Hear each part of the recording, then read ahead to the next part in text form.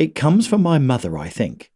I lie awake at night, worrying about cash flow and paying the bills. The next morning, I mull over the problem while sitting in traffic on the way to the office. I read and reread the same emails, wondering what I missed and what I could have said better. I play out disaster scenarios in my head about my finances, family, work, marriage and business. And yet, I found a way to manage overthinking. If you face these problems, take heart from John Milton, who said, "The mind is its own place, and in itself can make a heaven of hell, a hell of heaven." The good news is these 4 daily habits will help you solve that problem. 1. Capture it. Your boss asks you to distribute the monthly sales figures by the end of the day. Customer support emails to say a big client wants to cancel their contract later this month. A WordPress plugin is slowing down the company website. It's only Monday morning, and you've got a lot going on. No wonder you forget about distributing the sales figures until the drive home that evening. Writing down new tasks as they occur on a trusted to-do list that you review regularly is the best way to get them out of your head.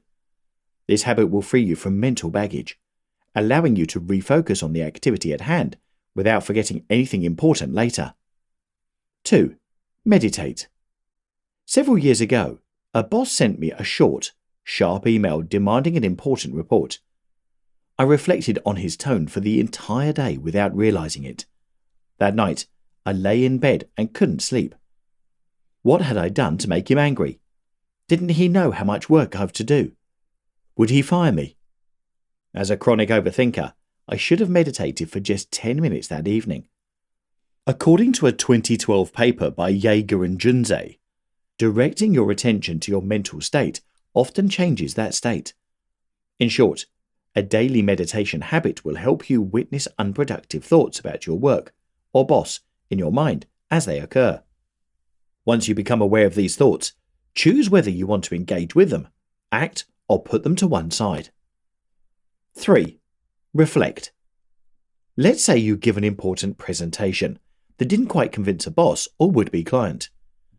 You could ruminate about it while watching television at home that night, or you could put those unproductive thoughts to one side by writing a short journal entry. Even if you're not a writer, cultivating a habit of putting thoughts to paper honestly will help you get unproductive thoughts out of your head. Remember, nobody has to read these entries. So, when 5 or 6 o'clock arrives, ask yourself 3 questions. What worked? What didn't work? And what will I do differently next time? 4. Act. Unless you're a scientist operating in a laboratory, you'll never have access to all of the facts and be able to work in perfect conditions. Be honest with yourself. After a certain point, seeking more information to review is a form of procrastination.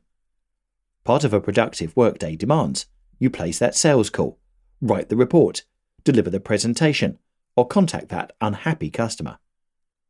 If you're not in the habit of consistently taking action, pick the 3 most important items on your to-do list at the end of the workday. When you begin the following day, whatever else happens, ensure you complete these items. You'll learn more from accomplishing something important, even if you're late. Your mind is a powerful tool. Don't let it work on the wrong things. When a problem arises at work and you can't get it out of your head later that night, pick one of these habits and cultivate it. Although I'm a chronic overthinker, I've learned sometimes it's best just to act. Far easier to fix a mistake later than live with regrets about squandered opportunities.